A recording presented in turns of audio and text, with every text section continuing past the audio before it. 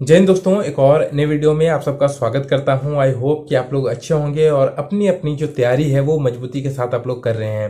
दोस्तों, मैं बहुत दिनों से सोच रहा था कि झारखंड के जो अलग अलग फोर्सेस हैं उन सब के बारे में आपको थोड़ा सा मैं जानकारियां उपलब्ध करा पाऊँ, क्योंकि बहुत ही कम बच्चों को ये पता है कि झारखंड में ये जो अलग अलग फोर्सेस आपको देखने को मिलते हैं इनके क्या क्या काम होते हैं। ठीक है, ताकि आप कभी भी अगर इन फोर्सेस के बारे में अगर जानने के लिए आप सोचिए तो आपके पास जानकारियां होनी चाहिए। ठीक है, और बहुत ही इंपॉर्टेंट वीडियो रहने वाला है, क्योंकि इसमें हम लोग बात करेंगे झारखंड के दो स्पेशल फोर्सेस के बारे में, एक आईआरबी के बारे में, क्योंकि आईआरबी के बारे में आप लोग सबको जो है बेताबी से जानकारियां चाहिए थी। बहुत कोई ने मेरे से पूछा था कि सर आप आईआरबी में हैं तो आप आईआरबी के बारे में हम लोग को थोड़ा सा जानकारियां दीजिए कि क्या होता है नहीं होता है। उसके बाद आज बात करेंगे जैप के बारे में। ठीक है, देखिए झारखंड में अगर हम लोग बात करें तो लगभग 6-7 प्रकार के अलग अलग फोर्स आ जाते हैं, ज्यादा ही होंगे कि कम नहीं होंगे। सबसे पहले अगर हम बात करते हैं, देखिए जिला पुलिस के बारे में आप लोग जानते ही हैं। सबसे पहले जिला पुलिस के बाद ले लेते हैं हम लोग जैप की, फिर जैप के बाद आईआरबी आ जाता है। आईआरबी के बाद अगर हम लोग बात करें तो आपका बहुत सारे ट्रैफिक पुलिस तो आप लोग जानते ही हैं। इसके बाद सैप आता है, एक एसआईआरबी आता है, उसके बाद एसआईएसएफ एक आता है, फिर रेल पुलिस आता है जो राज्य से संबंधित होता है, उसके बाद सैट आता है, उसके बाद आप अगर बात करिएगा सेट के बाद एक आता है रैप भी एक आता है। तो बहुत अलग अलग प्रकार के पुलिस फोर्सेस जो है वो झारखंड में काम करती हैं। ठीक है, उसके बाद झारखंड जगुआर आ जाता है, ठीक है, एसटीएफ आ जाता है।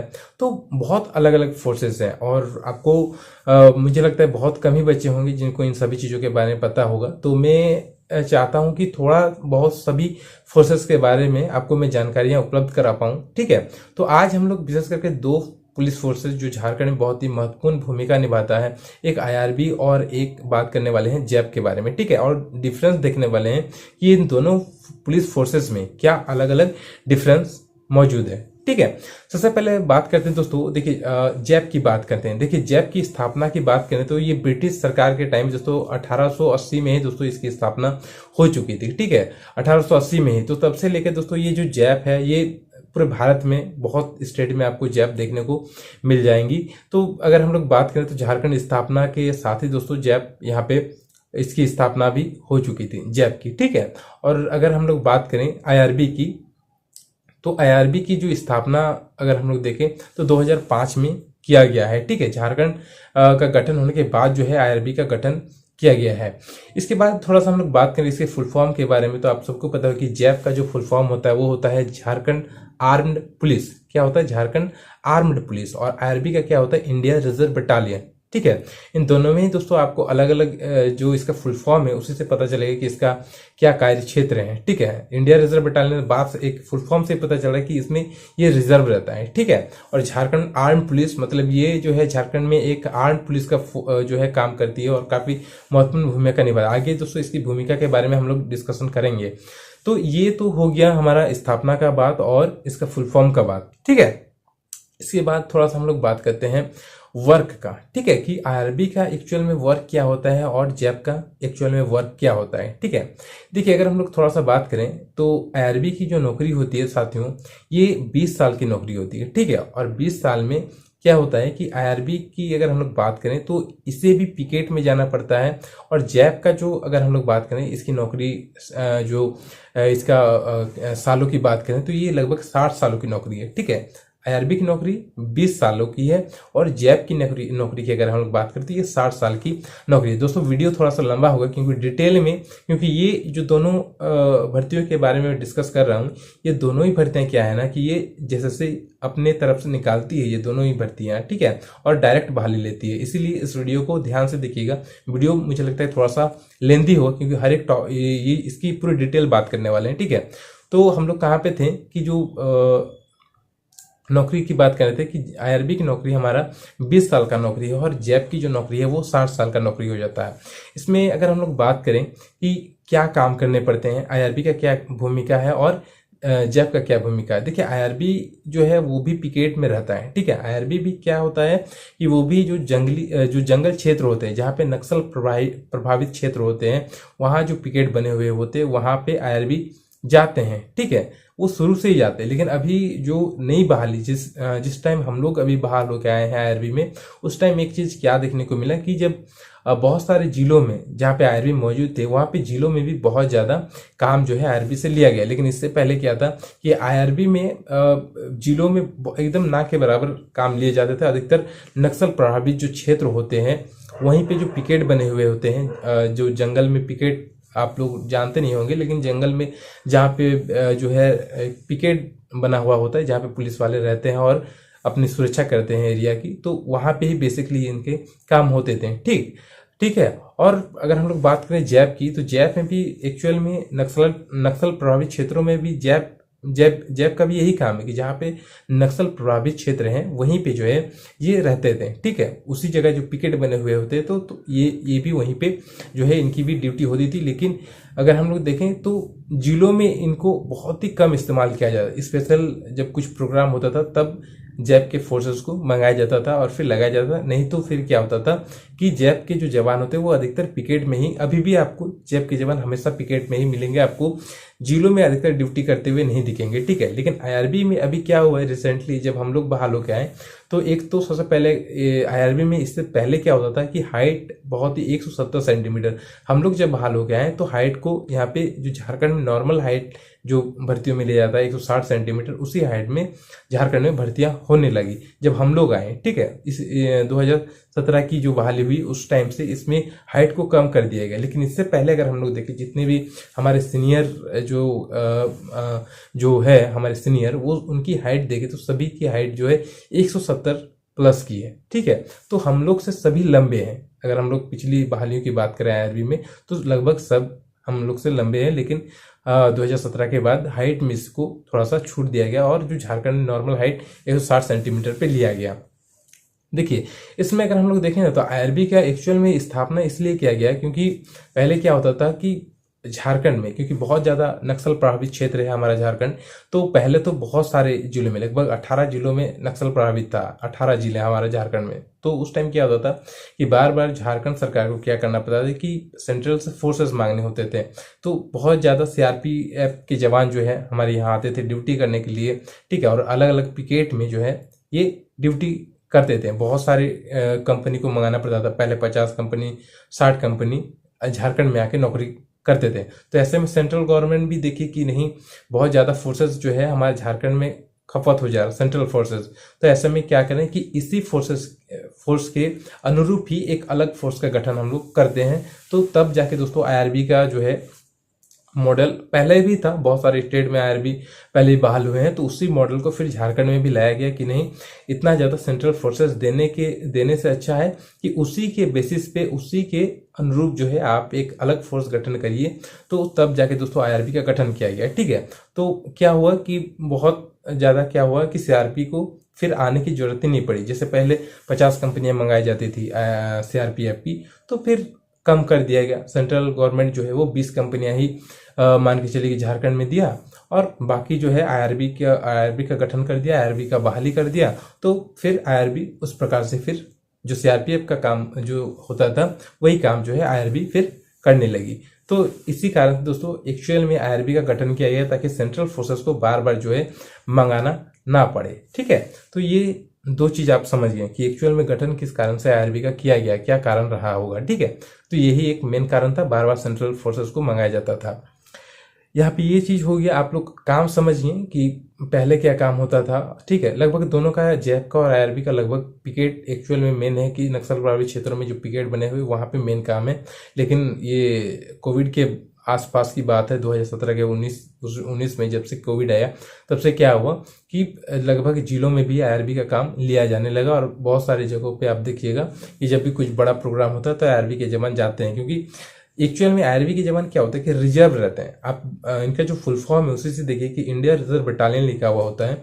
तो ये क्या होते हैं कि रिजर्व रहते हैं, जैसे हम लोग भी होते हैं। तो हम लोग क्या होता है कि हमारा जहाँ हेडक्वार्टर रहता है वहाँ पे हम लोग रिजर्व रहते हैं। कहीं पे भी कुछ होता है तो मांग दिया जाता है इतने फोर्सेस जो है वो भेज दिया जाए, तो फिर उतने फोर्सेस चले जाते हैं। तो इस प्रकार से होता है कहीं पे भी कुछ अगर जिस जिले में आईआरबी है कहीं पे भी उस जिले में कुछ होता है तो फिर 50 फोर्सेस या 100 फोर्सेस तुरंत से उठ के चले जाते हैं। तो इस प्रकार से भी बहुत जगह पे हुआ है, ठीक है। तो ये खैर ड्यूटी की बात हो गई, आप लोग ड्यूटी समझ गए कि एक्चुअल में इनका मेन काम क्या है, और अभी फिलहाल जो है थोड़ा बहुत इधर उधर का भी काम लिया जा रहा है।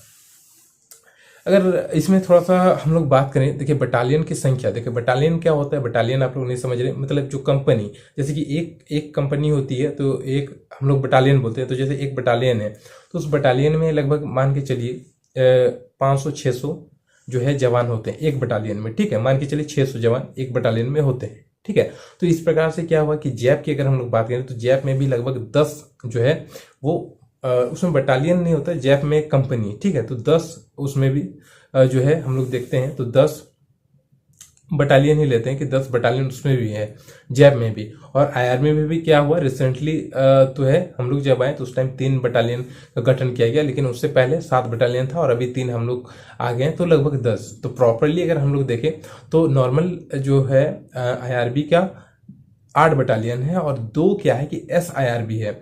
एसआईआरबी क्या होता है, जिसमें सिर्फ पहाड़ियां जो होते हैं, जो आदिम जनजाति होती है, उनके लिए स्पेशल एसआईआरबी का गठन किया गया है, ठीक है। यहाँ पे एसआईआरबी भी आप लोग थोड़ा समझ लीजिए कि एसआईआरबी का जो स्पेशल गठन किया गया था रघुवर सरकार से शायद पहले की बात है या फिर उसी के आसपास की बात है, ठीक है। 2014-15 की शायद बात है जब एसआईआरबी का गठन हुआ।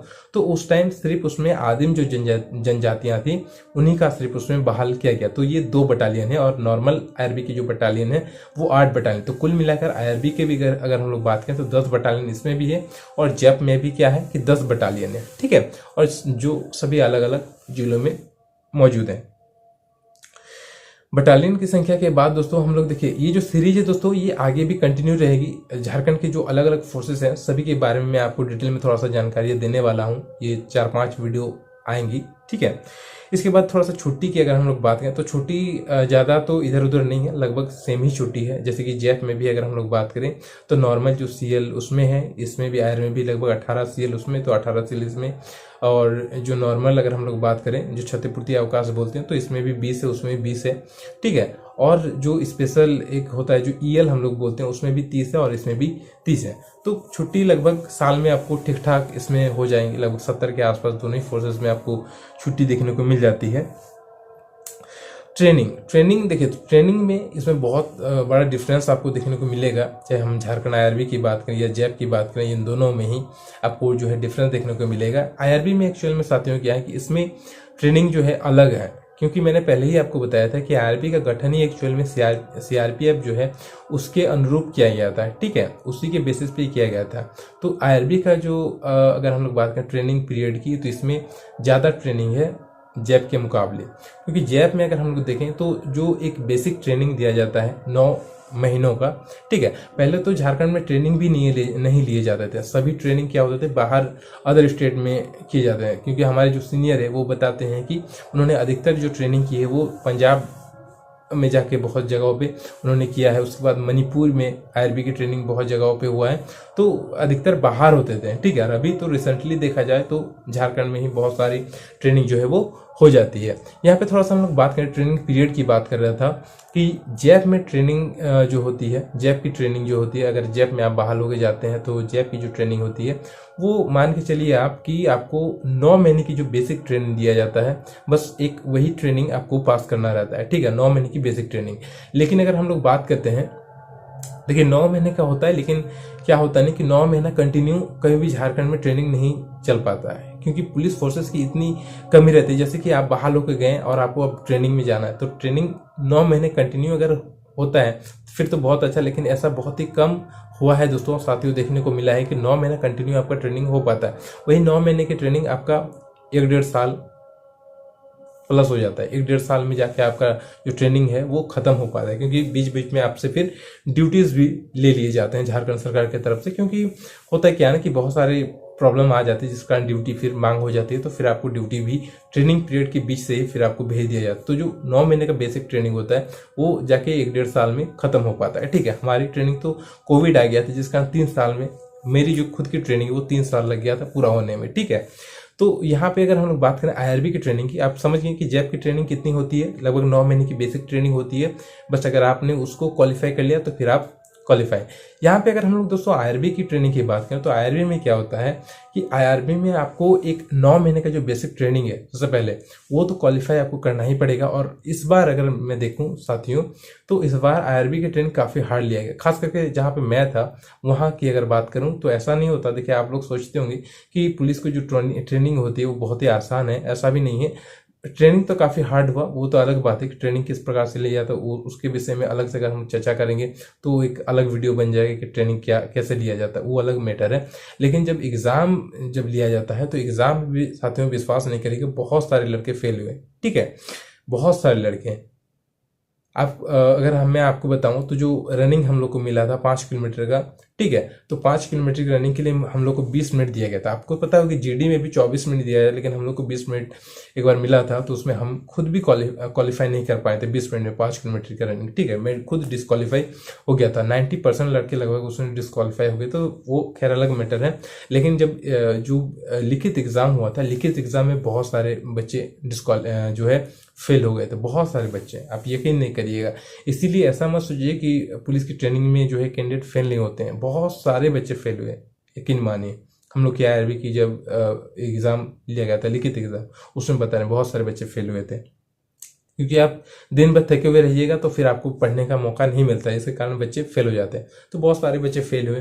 देखिए आईआरबी की ट्रेनिंग की अगर हम बात करें, 9 महीने की बेसिक ट्रेनिंग तो आपको कंप्लीट करना ही पड़ेगा।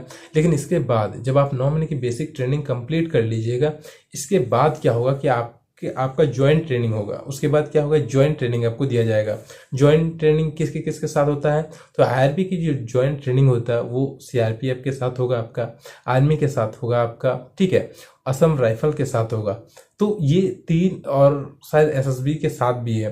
तो ये 3-4 फोर्सेस जो हैं, जो कि मैंने आपको बताया, सीआरपीएफ, आर्मी और एक असम राइफल, ठीक है, और एक एसएसबी, तो शायद हो सकते हैं ये चारों फोर्सेस। एसएसबी के बाद बात जो है मुझे पता नहीं है, कंफर्म नहीं हूँ, लेकिन ये तीनों जो फोर्सेस मैंने आपको बताए, सीआरपीएफ, आर्मी और असम राइफल, इन तीनों के साथ हमारा जो है ज्वाइंट ट्रेनिंग होने वाला है, ठीक है। इन ज्वाइंट ट्रेनिंग इनके साथ हमको दिया जाएगा, किसी के साथ 2 महीने की, किसी के साथ 1 महीने, किसी के साथ 3 महीने की, इस प्रकार की ज्वाइंट ट्रेनिंग है। ये 9 महीने की बेसिक ट्रेनिंग कंप्लीट करने के बाद फिर इस प्रकार की ट्रेनिंग होती है, ठीक है। तो मेजर डिफरेंस है दोनों ही में कि आईआरबी की जो नौकरी हो जाती है, ये इसमें लगभग 18 महीने की एक्चुअल ट्रेनिंग जो है, इसमें 18 महीना पूरा सर्विस में आपको कंप्लीट करना होता है। और जैप में क्या होता है कि 9 महीने की एक बेसिक ट्रेनिंग जो है वो कंप्लीट करनी होती है। ये हो गया। अब हम लोग दोस्तों बात करें थोड़ा सैलरी पे आते हैं, ठीक है, कि आईआरबी की सैलरी और जैप की सैलरी में क्या डिफरेंसेस है। देखिए सैलरी में अगर हम लोग बात करें तो ज़्यादा मेजर डिफरेंस आपको देखने को नहीं मिलेगा, क्योंकि अगर हम लोग बात करें तो 2017 में जब मेरा एक दोस्त, क्योंकि मैं भी, आपको पता होगा, तो झारखंड पुलिस 2015 वाला में मेरिट में मैं भी बाहर हुआ था, तो उसमें जब मेरा एक दोस्त, क्योंकि जैप की भी बहाली थी उसमें, तो जैप में जब गया था वो, तो उसकी जो बेसिक सैलरी थी वो लगभग उसे 23-24 के आसपास उसको मिल रहा था। मैंने उससे पूछा था तो 23.5 बताया था, ठीक है। तो उसने वो जब ज्वाइन किया था वो 2017 में ज्वाइन किया था, उस टाइम उसकी सैलरी 23.5 के आसपास थी। और जब हम लोगों ने आईआरबी ज्वाइन किया 2019 में, तो हमारी जो सैलरी थी, शुरुआती सैलरी, वो 27.5 था। तो बेसिक मुझे लगता है कि 1-2 सालों में हो सकता है कि मेजर डिफरेंस आए हो, नहीं तो जो सैलरी का मुझे लगता है कि जो बेसिक जो शुरुआती सैलरी है ट्रेनिंग पीरियड में आपकी, मुझे लगता है कि दोनों में लगभग सेम ही रहेगा, ज़्यादा डिफरेंस आपको देखने को नहीं मिलेगा। हाँ, हो सकता है कि आईआरबी की सैलरी 1-2 हज़ार आपको जैप से थोड़ा सा ज़्यादा देखने को मिले, जो शुरुआती सैलरी होगी आपकी, ठीक है, ये थोड़ा सा हो सकता है कि थोड़ा सा ज़्यादा देखने को मिले आईआरबी और जैप में डिफरेंस, ठीक है। आईआरबी की थोड़ा सा 1-2 हज़ार ज़्यादा और जैप में थोड़ा सा 1-2 हज़ार कम, इतना ही मुझे लगता है डिफरेंस हो सकता है, ठीक है। और जैसे जैसे उसके बाद आपका नौकरी बढ़ेगा, उस प्रकार से फिर आपकी सैलरी जो है वो इंक्रीज होती जाएगी, ठीक है। ये सैलरी की बात होगी। प्रमोशन की थोड़ा सा हम लोग बात करते हैं। देखिए प्रमोशन दोनों में बहुत ज़्यादा डिफरेंस है। प्रमोशन की अगर हम लोग बात करें आईआरबी में और जैप में, प्रमोशन में बहुत ज़्यादा डिफरेंस है। आईआरबी का प्रमोशन की बात करें तो इसमें ज़्यादा फास्ट प्रमोशन होते हैं जैप के मुकाबले, ठीक है। तो जैप के मुकाबले क्या होता है ना कि जैप में अगर हम लोग जाते हैं एक कांस्टेबल के तौर पे, कि आपने जैप ज्वाइन किया एक कांस्टेबल के पद पे, उसके ठीक बाद जब आप अपनी सर्विस को पूरा करते हैं, आप 15 साल तक, लगभग 15 साल 12 साल, लगभग 10 से 15 साल के बीच में आप जब अपना नौकरी पूरा करते हैं तो उसके बाद जो है आपको एक हवलदार का जो है पद मिलेगा। ठीक है, अगर आप अपनी सर्विस को सही तरीके से करते हैं तो फिर आप जो है कांस्टेबल से हवलदार बनते हैं। कब? जब आपकी नौकरी जो है 10 से 15 साल के बीच में रहेगा, तब उसमें जो है प्रमोशन होगा। लगभग मान के चलिए कि 15 साल के करीब जब आप पहुंचेगा तो आप जो है उसमें हवलदार बन सकते हैं। और उसके बाद हवलदार से क्या होता है कि पहले देखिए, पहले एएसआई का पद नहीं था। एएसआई मतलब जो 1 स्टार लगता है ना, उसका पहले पद नहीं होता था। लेकिन जब आप हवलदार बनते हैं, हवलदार बनने के बाद जो है आप उसमें जो है सीधे उसमें भी और आर्मी भी अगर हम लोग बात, लेकिन उसमें क्या होता है कि हवलदार बनने के बाद बहुत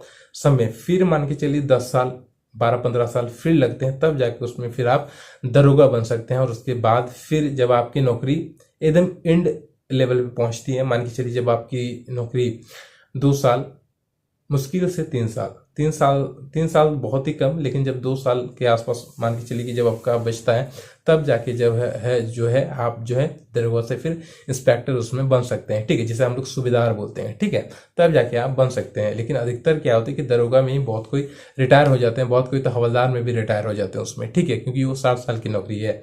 जस्ट इसका ऑपोजिट हम लोग देखें, अगर आईआरबी के प्रमोशन की बात करें तो आईआरबी में क्या होता है कि जैसे कि आप एक कांस्टेबल में भर्ती हुए, जैसे कि मैं अभी कांस्टेबल में हूँ, हमें 10 साल जैसे ही हमारा पार होगा, हम लोग का एक ट्रेनिंग होगा, जिसके बाद जो है हम लोग को सीधे हवलदार में फिर प्रमोशन मिलेगा। 10 साल के बाद हमारा निर्धारित है कि 10 साल के बाद जो है हमें हवलदार में जो है प्रमोशन किया जाएगा। ठीक है, फिर जैसे ही 10 साल के बाद हवलदार मान के चलते बन गए, उसके बाद फिर मान के चलिए और 5 साल 6 साल के बाद, पहले तो एएसआई का नहीं था उसमें भी, लेकिन अभी जो है रिसेंटली हमारे जो सीनियर है वो एएसआई भी बने। ठीक है, सिंगल स्टार भी उन्हें मिला है, क्योंकि उनका इसमें अभी फिलहाल जो है उसमें इच्छा भी पूछा जा रहा है कि आप बनना चाहते तो बन सकते हैं, नहीं तो कोई बात नहीं।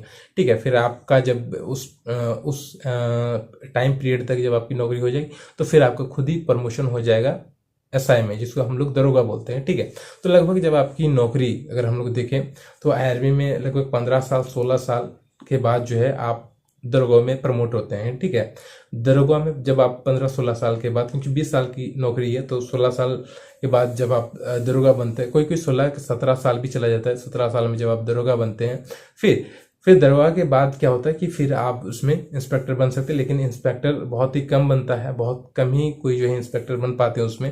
ठीक है, क्योंकि तब तक जो है आपकी 20 साल जो है पूरे हो जाते हैं और फिर आपकी रिटायरमेंट हो जाती है उसमें। लेकिन अभी तक जो है आईआरबी में कोई भी जो है रिटायर नहीं हुआ है। जैसे कि जैप में हुए भी हैं, लेकिन आईआरबी में अभी तक कोई भी रिटायर नहीं हुए, एक कैंडिडेट भी नहीं। क्योंकि जैसे कि मैंने बताया कि 2005 में इसकी स्थापना हुई है, और स्थापना होने के बाद जो पहला जो बहाली था आईआरबी का, उनकी नौकरी 260 साल की है। ठीक है, आईआरबी में क्या है कि जो पहली बहाली थी आईआरबी की 2005 में, जब जिन्होंने बहाल जो कोई भी हुए हैं हमारे सीनियर, उनकी नौकरी 60 साल की है। बाकी सभी की नौकरी फिलहाल 20 साल बताई गई है। तो इसमें इस प्रकार से प्रमोशन है। आईआरबी में थोड़ा प्रमोशन ज़्यादा है। इसी कारण क्या होता है कि बहुत बार आईआरबी के जो जूनियर होते हैं, ठीक है, तो जैप में जो ट्रेनिंग देते हैं उनसे वो सीनियर बन जाते हैं, क्योंकि इसकी प्रमोशन जो है वो थोड़ा सा फास्ट है जैप के मुकाबले, क्योंकि जैप की नौकरी 60 साल की है। ठीक है, तो ये मेजर डिफरेंस है।